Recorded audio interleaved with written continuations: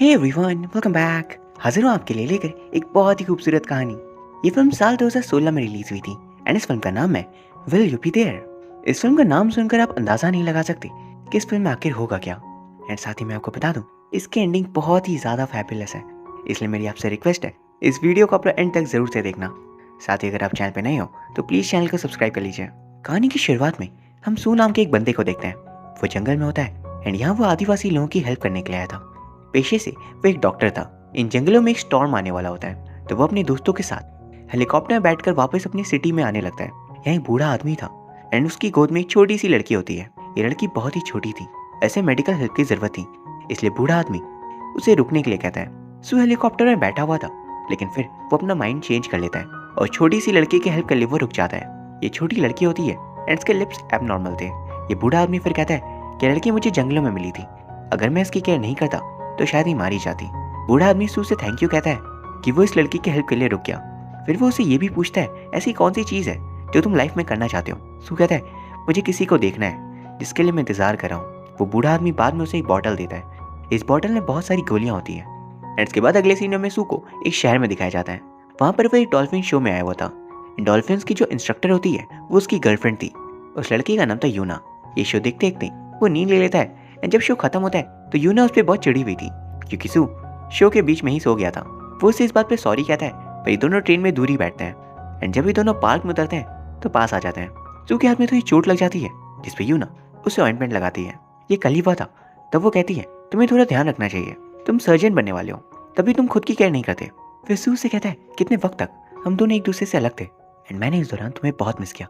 ये बोल के वो उसे हक कर लेता है। एक्चुअली वो दोनों अलग अलग शहरों में रहते थे एंड सू यहाँ पे यूना से मिलने आया हुआ था और अब वो जाने वाला है। जब यूना उसे स्टेशन पे छोड़ने के लिए जाती है तब वो उससे कहती है कि वो उसके बच्चे की मम्मी बनना चाहती है। सो इस बात पे थोड़ा अनकंफर्टेबल फील कर रहा था एंड वो कहता है जब मैं पहुंच जाऊंगा तब मैं तुम्हें कॉल करता हूँ। यूना अपनी जॉब पे होती है एंड छोटे बच्चों ने डॉल्फिन के लिए गिफ्ट छोड़ा था। दरअसल उन छोटे बच्चों को लगता था कि डॉल्फिन और डॉग्स ये दोनों बेस्ट फ्रेंड्स होते हैं। इस इन बच्चों ने एक छोटा सा डॉग वहाँ पर छोड़ कर चले गए थे। यूना जब उस डॉग को देखती है तो उसे वो बहुत ही क्यूट लगता है एंड नेक्स्ट सीन हम सू को स्टेशन पे उतरता हुआ देखते हैं। वो यूना को कॉल करता है एंड उसके साइड में एक आदमी आता है। वो खास रहा था एंड तभी हम उसकी शक्ल को गौर से देखते हैं। वो दरअसल ओल्ड सू था, यानी कि बूढ़ा हुआ सू। जवान सू उसकी हेल्प करने के लिए जाता है एंड उससे पूछता है क्या तुम ठीक हो। जब ओल्ड सू उसे देखता है तो वो अचंभित हो जाता है कि ऐसा कैसे हो सकता है। फिर वो उससे नाम पूछता है एंड जब वो अपना नाम बताता है तो ओल्ड सू कहता है मेरा भी यही नाम है। इस बात पर वो दोनों ही थोड़े अनकंफर्टेबल फील कर रहे थे एंड अचानक ओल्ड सू को बहुत खांसी आने लगती है। जवान सू उसे अपना रुमाल देता है एंड वहां से भागता हुआ वो वॉशरूम आ जाता है। ये रुमाल उसे यूना ने दिया होता है एंड जवान सू को ये रुमाल वापस चाहिए था, इसलिए वो भी वॉशरूम तक जाता है पर वहाँ कोई नहीं होता। एंड फिर हमें डायरेक्टली ओल्ड सू एक फ्लैट में है ये दिखाया जाता है। ये टाइम ट्रैवल करके पास्ट में चला गया था और वो समझ नहीं पाता कि वहाँ पर आके हुआ क्या था। यहाँ से हम देखते हैं कि वो घर पहुंचा था। तब वो वहाँ पर सोचता है कि उसे इतनी खांसी क्यों आ रही थी। वो सिटी स्कैन करवाता है एंड उसकी वहाँ पर एक फ्रेंड होती है। वो सिटी स्कैन को देखकर बताती है कि ओल्ड सू के पास अब जीने के लिए सिर्फ 6 महीने ही बाकी हैं। एंड अगले सीन में हम ओल्ड सू को टियो के साथ बीच में बैठा हुआ देखते हैं। वहाँ वो उसे सब कुछ बताता है। टियो कहता है तुम्हें शायद वहम हुआ होगा, तुम्हें वैसे भी हर घंटे कोई ना कोई गोली लेनी पड़ती है, इसलिए इन वहम पे ध्यान मत दो। ओल्ड सू कहता है अगर मैं गोली वापस लूँ तो क्या मैं यूना से वापस मिल सकता हूँ। टियो उसे कहता है फालतू बातें मत करो, अगर तुम उसे वापस मिले भी तो तुम्हें बहुत तकलीफ होगी। और नेक्स्ट सीन में हम 30 ईयर बैक आ जाते हैं और हम जवान सू और टियो को साथ में देखते हैं। सू टियो से कहता है मैं यूना से कल मिला था एंड उसे एक बेबी चाहिए। टियो कहता है तुम्हारी रिलेशनशिप काफ़ी अच्छी है एंड 7 साल हो गए हैं, अब तो तुम दोनों शादी भी कर सकते हो एंड उसके बाद तुम अपनी फैमिली बना लेना। सू से कहता है कि मैंने बहुत पहले डिसाइड कर लिया था कि मैं हमारे बच्चे नहीं होने दूंगा। दोनों रास्ते पे चल रहे थे एंड तभी सू टियो को बताता है कि वो कल ओल्ड सू से मिला था। टियो से कहता है ये तुम्हारा कोई ओल्ड पैशन होगा, ज़्यादा इंक्वायरी मत करो। फिर सीन दोबारा फ्यूचर में शिफ्ट होता है जब हमें ओल्ड सू दिखाया गया था। वो अपने घर आता है और उसकी बेटी के से कॉल आता है। वो उसे कॉल पे कहती है अच्छे से खाना खाओ। ओल्ड सू से कहता है वो अपना ख्याल नहीं रखता, कुछ भी खा लेता है। एंड ओल्ड सू को फ़ोन पर खांसी की आवाज़ आती है जिसमें उसकी बेटी कहती है अगर आप ऐसे करोगे तो मैं फ़ोन रख दूंगी। फिर दोनों बात करने लग जाते हैं एंड फिर ओल्ड सू को और भी खांसी आने लगी थी तो वो फ़ोन रख देता है। वो अपनी डॉटर को कुछ भी बताना नहीं चाह रहा था। फिर रात को वो उन्हीं गोलियों को देखता है जो उसे ओल्ड मैन ने दी थी एंड इन्हें देखकर वो अपने आप से कहता है वैसे भी वो मरने वाला है तो इससे कोई ज़्यादा फर्क नहीं पड़ेगा। ये गोली लेकर वो फिर से सो जाता है। एक्चुअली वो यूना से दोबारा मिलना चाहता था एंड ये गोलियाँ टाइम ट्रैवल करवा सकती है, इसीलिए वो इन गोलियों को ले लेता है। एंड अब हम 30 साल पहले के सीन में आ जाते हैं जब में यूना और जवान सू को दिखाया जाता है। यूना को जो पपी मिला था वो ये सू को देना चाहती थी। सू कहता है मुझे पता नहीं कि इसका ख्याल मैं कैसे रखूं। एक्चुअली यूना सू के शहर से बहुत दूर रहती थी और उसे 5 मिनट्स के लिए इस पपी को यहाँ पर देने के लिए आई थी। एंड इस वजह से सू उसे मना भी नहीं कर पाता। एंड जाते वक्त यूना उसे कहकर जाती है कि पपीज और छोटे बच्चे बिल्कुल एक जैसे होते हैं। अगर तुम इस पपी का ध्यान रख सकते हो तो तुम एक पिता बनने के लिए बिल्कुल तैयार हो और तुम हमारे बच्चे का भी ख्याल रख पाओगे। वो इसे घर पर लेकर आता है और वो इसका नाम रखता है पटेटो। ओल्ड सू गोली लेकर वापस 30 साल पहले आ गया था। जब जवान सू उसे देखता है तो वो बिल्कुल डर गया था। फिर हम देखते हैं कि ओल्ड सू सभी चीजों को वहां पर टच करा था, जिसे देखकर जवान सू उससे कहता है यहाँ से तुरंत निकल जाओ। जिस पे ओल्ड सू से बताता है कि मैं और तुम एक ही शख्स हैं, मैं 30 साल बाद से यहाँ पर आया हूँ। जवान सू उसकी बातों को बिलीव नहीं करता, जैसे कि हमें से कोई भी नहीं करता। वो उसे अपनी ID कार्ड पूछता है। ये ID कार्ड जब यंग सू देखता है तो इस पे डेट 2008 की होती है। जवान सू कहता है कि तुम मेरे साथ मजाक मत करो, यहाँ से तुरंत निकल जाओ। जब वो ये बात बोलता है तभी जवान सू का पपी ओल्ड सू को देखता है एंड तभी वो उसे पटेटो बुलाता है। जवान सू उसे देख पूछता है कि तुम्हें इसका नाम कैसे पता। ओल्ड सू यहाँ जो कुछ भी हुआ वो सब कुछ उसे बताता है। एंड ये देख जवान सू कह रहा था कि तुम जल्दी यहाँ से निकल जाओ वरना मैं पुलिस को बुला लूंगा। ओल्ड सू कहता है पुलिस को, यानी कि तुम तेहो को कॉल करोगे। जवान सू कहता है जो भी तुम बात कर रहे हो मुझे कुछ भी समझ नहीं आ रहा। ओल्ड सू कहता है हमारा एक सीक्रेट है जो हमने किसी को भी नहीं बताया। वो उसके सर पे जो निशान है वो दिखाता है। वो कहता है कि मेरे फादर हमेशा मारते थे हमें, फादर के मारने से हमें ये चोट लग गई, हमने हमेशा इसे छुपाया है क्योंकि अगर मदर को ये पता चला तो उन्हें बहुत बुरा लगेगा। मदर को एक तरह से हम प्रोटेक्ट कर रहे थे, ये समझकर हमने इसे राज छिपाया था। जवान सू इस बात पर चिढ़ जाता है और उसे पूछता है तुम्हें मुझसे क्या चाहिए। ओल्ड सू कहता है मुझे सिर्फ उसे देखना है। वो यूना का नाम लेता है एंड तभी उसे खांसी आ जाने लगती है। ओल्ड सू वहाँ से भाग जाता है और फिर से प्रेजेंट में अपने वॉशरूम में आ जाता है। जवान सू वहाँ से भागता भागता अपने दोस्त तेहो के पास जाता है और जो कुछ भी हुआ उसे वो सब कुछ बताता है एंड पूछता है क्या उसे यूना के बारे में पता है। यूना टेंशन में हो सकती है एंड तेहो उस टाइम अपनी गर्लफ्रेंड के साथ था। उस वक्त उसे पुलिस स्टेशन जाना पड़ता है। पुलिस स्टेशन में आने के बाद जवान सू तेहो को लाइटर देता है। ये जो लाइटर है ओल्ड सू छोड़ कर गया था। ये देख जवान सू कहता है इसके फिंगरप्रिंट तो मैच करवाओ और उस बात से कंफर्म होता है कि ये दोनों शख्स सेम है। तेहो कहता है ये तो बिल्कुल वैसे ही हो रहा है जैसे फिल्म्स में दिखाते हैं। एंड फिल्म वाले हीरो के बेस्ट फ्रेंड की तरह यहाँ भी तेहो उसकी मदद के लिए मान जाता है। वहीं फिर हम ओल्ड सू को देखते हैं जो रात को जब घर वापस आता है तो वो राउंड फिगर करता है कि वो कितने टाइम तक पास्ट में जा सकता है। उसे पता चलता है कि वो 20 मिनट तक पास्ट में रह सकता है क्योंकि उसके पास जो गोलियां होती है वो कम थी एंड इसी वजह से अब वो सिर्फ 10 बार ही टाइम ट्रैवल कर सकता था। ओल्ड सू गोलियों के सैंपल लैब में टेस्ट करने के लिए भेजता है क्योंकि वो जानना चाहता था कि गोलियां किस टाइप की है, ये ऑर्गेनिक भी होती है या नहीं। नेक्स्ट सीन में हम जवान सू को यूना को सावधान रहने के लिए कहता हुआ देखते हैं। इतने में तेहो फिंगरप्रिंट के सैंपल लेकर वापस आ जाता है और कहता है इसमें सिर्फ तुम्हारे फिंगरप्रिंट्स मिले हैं, किसी और के नहीं। और ये सब सुन के वो भी कंफर्म हो गया था कि ओल्ड सू सच्ची में आया था एंड वो दरअसल जवान सू का ही ओल्डर वर्जन है। जवान सू कहता है मैं उसे दोबारा मिलना चाहता हूँ, लेकिन उसे कोई भी रास्ता मालूम नहीं था जिससे वो उसे कांटेक्ट कर सके। फिर वो अपने आर्म पे एक टैटू बनवाता है जिसपे लिखा होता है वापस आ जाओ ओल्ड सू। जब वो अपने ऑफिस में आता है तो उसे वो गोलियां मिल नहीं रही थी। उसे लगता है वो ट्रैश कार के पास जाने लगता है एंड फिर वो सारा ट्रैश बाहर निकालता है। उसे गोलियां वहाँ नहीं मिलती। जब वो वापस अपने ऑफिस आता है तो वो गोलियां भी नीचे गिरी हुई होती है। वो उसे मिल जाती है एंड फिर वो चैन की सांस लेता है एंड तभी हम देखते हैं उसके हाथ पर वो टैटू आ जाता है जो जवान सू ने बनवाया था। एंड आज ओल्ड सू की बेटी भी उससे मिलने आई होती है। वो उसे लेने के लिए जाता है एंड वहाँ पर हम जान पाते हैं कि ओल्ड सू अपनी बेटी के साथ वेकेशन पर जाना चाहता था, लेकिन उसे पता होता है कि पॉसिबल नहीं है क्योंकि वो एक डॉक्टर होता है जिसे इमरजेंसी के दौरान कभी भी जाना पड़ सकता है और इस वजह से उसे कभी भी वेकेशन नहीं मिल सकता। फिर उसकी बेटी कहती है हम जू को छोड़ के कहीं भी चले जाएंगे, इस पे वो कहता है हम एक्वेरियम जाएंगे और दोनों हंसने लग जाते हैं। ये बहुत ही ब्यूटीफुल रिलेशन था इन दोनों के बीच। एंड वहीं दूसरी तरफ हमें जवान सू को दिखाया जाता है। यूना से वो ठीक से बात नहीं कर पा रहा था इसलिए उसे बहुत बुरा लगता है एंड वो बहुत सारे बलून्स लेकर उसके पास आता है और उसके पास आके वो कहता है कि फ्रॉग्स ज़ेब्रा या अपने पार्टनर से सॉरी बोलने के लिए। एंड फिर वो उसे सारे बलून्स देता है और उसके लिए एक गाना गाता है। फिर दोनों एक दूसरे को हक कर लेते हैं जिसमें यूना कहती है एलिफेंट्स जब एक दूसरे से मिलते हैं तो वो जंगल में चले जाते हैं। एंड इस बात पे वो दोनों भी अपने रूम में चले आते हैं। इसके बाद हमें फिर से बूढ़े सू को दिखाया जाता है। उनकी जो डॉटर थी वो उसके टेस्ट रिजल्ट को देख लेती है।